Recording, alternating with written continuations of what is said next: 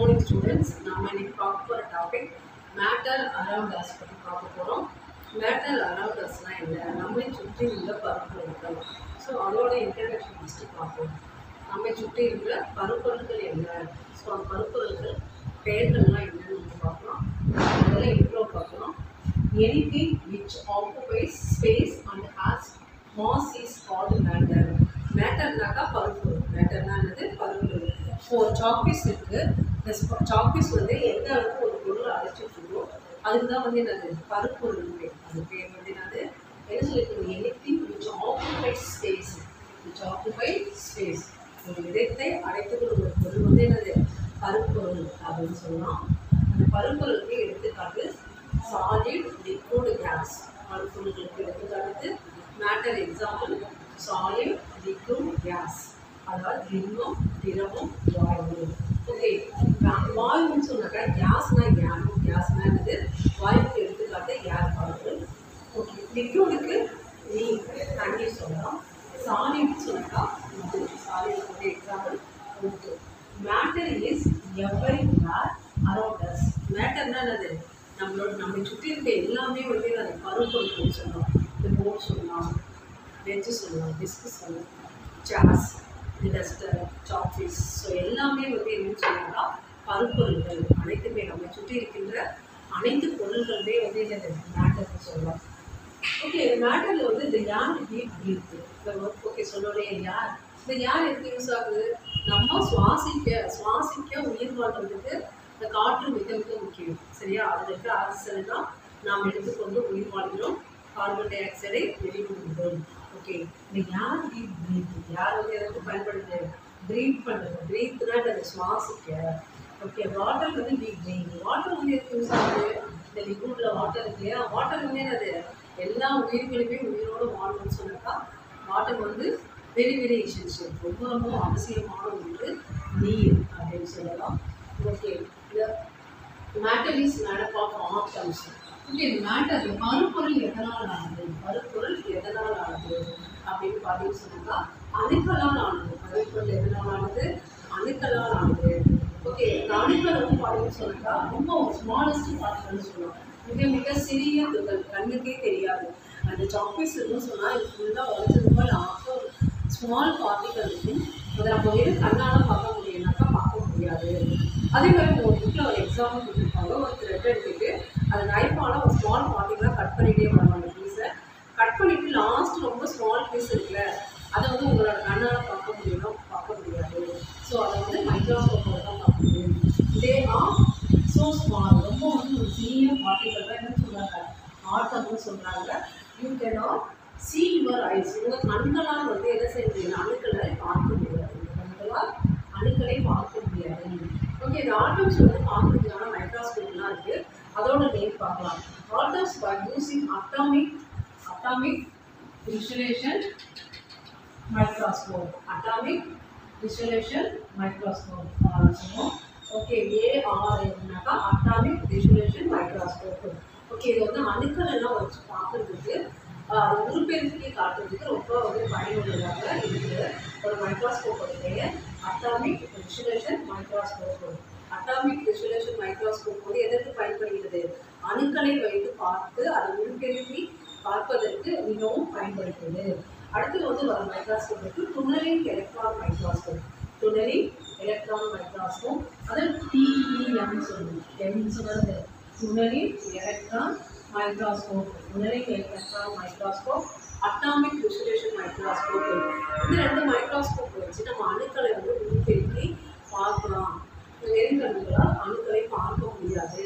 தமிழ்மொழி புக்கில் அதாவது ஸ்கேனிங் எலக்ட்ரான் மைக்ரோஸ்கோப் செமோன்னு கொடுத்துருப்பாங்க. Scanning electron microscope.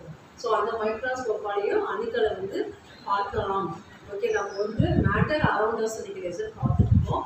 அதில் வந்து இன்ட்ரோ, அதோட அறிமுகம் என்ன, பருப்பொருள்கள்னால் என்ன, நம்ம சுற்றி இருக்கிற பொருள்கள் தான் பருப்பொருள்கள் அப்படின்னு சொல்லிட்டு நம்ம ஒரு இந்த சாக்பீஸ் இருக்குன்னு சொன்னாக்கா அது ஒரு ஸ்பேஸ் ஆக்குபை பண்ணுறதுன்னு சொன்னாக்கா அந்த ஸ்பேஸ் ஆக்குபை ஹாஸ் மாஸ். அதோட நிறைவு இல்லை. ஸோ அதுக்கு பேர் தான் பருப்பொருள்னு சொல்கிறாங்க. அதை எடுத்துக்காட்டு solid, liquid, gas. Solid example wood, liquid example water, gas example air. Okay, matter is everywhere around us. எல்லா இடங்களிலும் பருப்பொருள்களால் ஆனது. அதாவது ஏர் வி பிரீத், அதாவது காற்றை வந்து நம்ம சுவாசிக்கிறோம், நீரை குடிப்பதற்கு பயன்படுகிறோம். ஓகே, இந்த அணுக்கள் மேட்டர் வந்து எதனால் ஆனது, பருப்பொருள் எதனால் ஆனதுன்னு சொன்னாக்கா அணுக்களால் ஆனது. அந்த அணுக்கள் வந்து ரொம்ப ஒரு ஸ்மால் பார்ட்டிக்கல், அதை வெறும் அணுக்களால் நம்மளால பார்க்க முடியாது. அந்த அணுக்களை வந்து என்ன செய்யலாம், atoms by using atomic regulation microscope மூலம், அடுத்து வந்து அது துணலிங் எலக்ட்ரான் மைக்ரோஸ்கோப், இது ரெண்டு மைக்ரோஸ்கோப்லையும் பார்க்கும் பொழுது அந்த அணுக்கள் வந்து உருப்பெருக்கி ஒரு நமக்கு வந்து லார்ஜ், அதாவது பிக்கஸ்ட் பெரிய ஒரு அந்த பருப்பொருளை பார்க்க முடியும். இதில் பார்க்கும் பொழுது அந்த அணுக்களை வந்து நம்ம தெளிவாக கண்களால் பார்க்க முடியும். ஓகே, நம்ம வந்து இன்னைக்கு பருப்பொருள் பற்றி பார்த்துருக்கோம். பருப்பொருள்களில் ஜஸ்ட் ஸ்மால் அறிமுகம் மட்டும் பார்த்துருக்கோம். நெக்ஸ்ட் சாலிட்னா என்ன, லிக்விட்னா என்ன, கேஸ்னா என்ன, small. Okay student, physical nature of matter, அதாவது பருப்பொருளின் இயற்பியல் தன்மைகள் பற்றி பார்க்கலாம். பருப்பொருளின் இயற்பியல் தன்மைகள் பற்றி பிலாசபர்ஸ் என்னென்னு சொல்கிறாங்க அப்படின்னு பார்த்தீங்கன்னு சொன்னாக்கா, இந்தியன் பிலாசபர் கனடா வந்து பரமலம் அப்படின்னு சொல்கிறாங்க. கிரேக் பிலாசபர் டெமோக்ரட்டிஸ் ஆட்டம்ஸ்னு சொல்கிறாங்க. கிரேக் பிலாசபர் டெமோக்ரட்டிஸ்னு சொல்கிறாங்க, ஆட்டம்ஸ்னு சொல்கிறாங்க. இது மாதிரி ஒவ்வொரு நாட்டு பிலாசபரும் அந்த பருப்பொருளுக்கு ஒவ்வொரு விதமான பெயர்கள் வழங்குகிறார்கள். ஓகே, இந்த அணுக்கள் இருக்கு இல்லையா, அணுக்களோட உள்ள அமைப்பை பார்க்கணும். ஸோ அணுக்களோட அமைப்பை பார்க்குறப்போ, ஸோ இது நடுவில் இருக்கிறது நியூக்ளியஸ், அதில் வந்து நியூட்ரான், புரோட்டான், எலக்ட்ரான். ஓகே, அணுக்கள் என்னென்ன இருக்குது, நியூக்ளியஸ், புரோட்டான், எலக்ட்ரான், நியூட்ரான், இதெல்லாம் இருக்குது. ஸோ இந்த அணுக்கள் எல்லாம் சேர்ந்து என்ன செய்யுது, மாலிகூல்ஸ். மாலிகூலுக்குலாம் என்னன்னு சொன்னாக்கா மூலக்கூறுகளை உருவாக்குது. மாலிகூல்ஸ்லாம் என்னது, மூலக்கூறுகளை உருவாக்குகிறது. ஸோ இந்த மூலக்கூறு எல்லாம் சேர்ந்து என்ன செஞ்சுனாக்கா பருப்பொருளை உருவாக்குகிறது. ஒன்றிணைந்து என்ன செய்யுது, பருப்பொருளை உருவாக்குகிறது. Okay, physical nature of matter பற்றி பார்த்துருக்கோம். ஃபிசிக்கல் நேச்சர் ஆஃப் மேட்டரில் பிலாசபர்லாம் ஒவ்வொரு விதமான பேர் வழங்குகிறார்கள். ஸோ அணுக்கள் சேர்ந்து மூலக்கூறுகளை உருவாக்குகிறது, மூலக்கூறுகள் பருப்பொருளை உருவாக்குகிறீங்க. அடுத்து நம்ம பார்க்கும்போது அந்த 3 நிலைகள் பார்க்கணும். திண்ம நிலை, திரவ நிலை, வாயு நிலைகள். Solid state, liquid state, gas state. So இதை பற்றி நம்ம பார்க்கலாம். ஓகே, சாலிட் ஸ்டேட்டில் வந்து பார்க்குறப்போ இந்த மூலக்கூறு இடைவெளிகள் அன்று காணப்படும். மூலக்கூறு நெருக்கமாக காணப்படும், இடைவெளியே இருக்காது.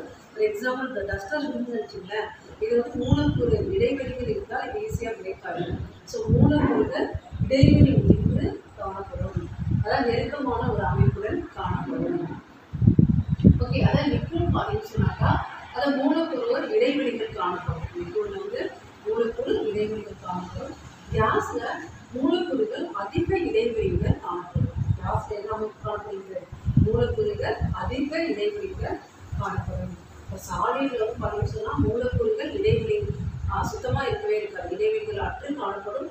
இதில் குறைவான இடைவெளிகளுடன் காணப்படும், இதில் அதிக இடைவெளிகளுடன் காணப்படும்.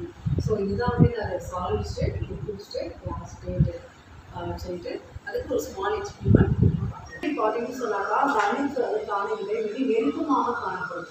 அணுக்களுக்கான இடைவெளி எவ்வாறு காணப்படுகிறது, நெருக்கமாக காணப்படும். ஓகேவா, இது வந்து ரொம்ப ஸ்ட்ராங்காக வலுவானதாக இருக்கும், ரொம்ப ஸ்ட்ராங்கானதாக இருக்கும். இது வந்து அவ்வளோ சீக்கிரம் வந்து நம்மளால் வந்து என்ன செய்யறது, பிரேக் பண்ண முடியாது. ஓகேவா, கொஞ்சம் ஒரு ஸ்ட்ராங்கான பொருளாக இருக்கும். அடுத்து வந்து பார்த்தீங்கன்னா லிக்விட்.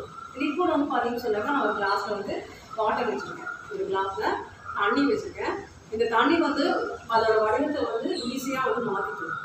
இதில் வந்து அந்த மாலிகூல்ஸ்லாம் பார்த்தீங்கன்னா எப்படி இருக்குது, தூரமாக இருக்குது. மாலிகூல்ஸ்லாம் எப்படி இருக்குது, இடைவெளிகள் இருக்குது. இந்த வாட்டரை வந்து நான் வேற ஒரு வாட்டரில் மாற்றுறேன்னு சொன்னால் அந்த வாட்டரோட உருவத்தை எடுத்துக்கணும். ஸோ வந்து இது நிலையற்றது. இதோட உருவம் வந்து நீர் வந்து நம்ம வந்து எந்த ஒரு பாத்திரத்தையும் வைக்கும்போது அந்த பாத்திரத்துக்கு ஏற்றவாறு அந்த வடிவத்தை மாற்றிக்கணும். அதோட இடைவெளிகளும் பார்த்தீங்கன்னு சொன்னாக்கா அதிக இடைவெளிகள் இருக்கும். இது ஒன்று நான் ஒரு சர்க்கரையோ உப்பு கரைசலோ உப்பையோ சேர்க்கும்போது அது உள்வாங்கிட்டு அதோட அடர்த்தியை அதிகரிக்கும். ஸோ இதுதான் வந்து அது நீர்மம், அதாவது லிக்விட் சொல்லுவோம். அடுத்து பார்த்தீங்கன்னா கேஸ். கேஸ் பார்த்தீங்கன்னு சொன்னாக்கா இதோட மூலக்கூறுகள் வந்து அதிக இடைவெளியுடன் காணப்படும், அதிக இடைவெளியுடன் காணப்படும். நான் அந்த ரூமில் வந்து இப்போ வந்து ஒரு உளுந்து வெட்டி ஏற்றுறேன். ஓகே, ஓகே, இதுலேருந்து புகை வருதுல்ல, அதை என்ன செய்யணும்னு சொன்னாக்கா gas one of the example.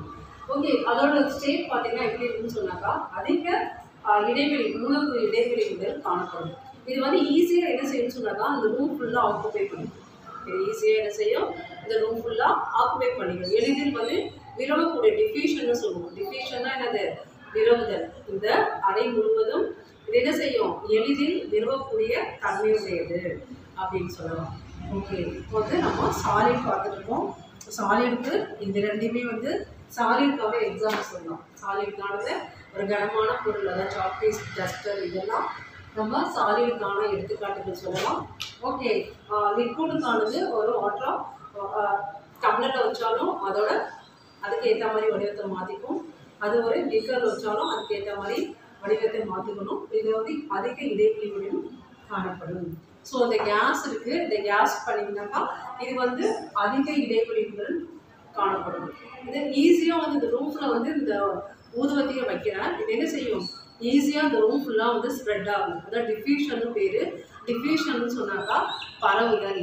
எளிதில் இந்த அறை முழுவதும் இது பரவும் தன்மை உடையது கேஸ். ஓகே, நம்ம வந்து இன்னைக்கு பருப்பொருட்கள் பற்றி பார்த்துட்ருக்கோம். நம்ம என்ன பார்த்துட்ருக்கோம், பருப்பொருட்கள் பற்றி பார்த்துட்ருக்கோம். அந்த பருப்பொருள்களில் நம்ம வந்து ஜஸ்ட் இன்ட்ரோ பார்த்தோம். பருப்பொருட்கள்னால் என்னன்னு சொன்னாக்கா நம்மை சுற்றி இருக்கின்ற அனைத்து பொருட்களுமே பருப்பொருள்கள் அல்லது மேட்டர்னு சொல்லுவோம். ஓகேவா, ஃபார் எக்ஸாம்பிள் டஸ்டர், சாக்பீஸ், இது எல்லாமே சொல்லலாம். அடுத்து வந்து இந்த அணுக்களை வந்து அந்த பருப்பொருள் எதனால் ஆனதுன்னு சொன்னாக்கா அணுக்களால் ஆனது. பருப்பொருள் எதனால் ஆனது, அணுக்களால் ஆனது. அந்த அணுக்களால் அணு என்னன்னு சொன்னாக்கா இது கடைசி பீஸாக உடைச்சாக்கா ஒரு சின்ன துகள் இருக்கும். அந்த துகளை கண்ணுக்கு பார்க்க முடியாது, அது மைக்ரோஸ்கோப்பில் வச்சு பார்த்தா தான் பார்க்க முடியும். ஸோ அதை வந்து என்னது, நம்ம வந்து மைக்ரோஸ்கோப் நேமெல்லாம் பார்த்தோம். Atomic resolution microscope, scanning electron மைக்ரோஸ்கோப்னு சொல்லிட்டு மைக்ரோஸ்கோப் நேம்லாம் பார்த்தோம். ஸோ அதில் வச்சு தான் பார்க்க முடியும். ஸோ அடுத்து வந்து ஃபிசிக்கல் நேச்சர் ஆஃப் மேட்டர், பருப்பொருளோட ஃபிசிக்கல் நேச்சர் என்ன அப்படின்னு சொல்லி பார்த்தோம். இந்தியாவில் வந்து அந்த பிலாசபர் என்ன சொன்னாங்க, அவங்க பேர் கேட்டா அவங்க வந்து பரமாணுன்னு நேம் வைக்கிறாங்க. கிரேட் பிலாசபர் டெமோக்ரட்டிஸ் வந்து என்ன சொல்கிறாங்க, ஆட்டம்ஸ்ன்னு நேம் சொல்கிறாங்க. ஓகே, இந்த ஆட்டம்ஸ் பார்த்தீங்கன்னு சொன்னாக்கா உள்ள இருக்கிறது நியூக்ளியஸ்.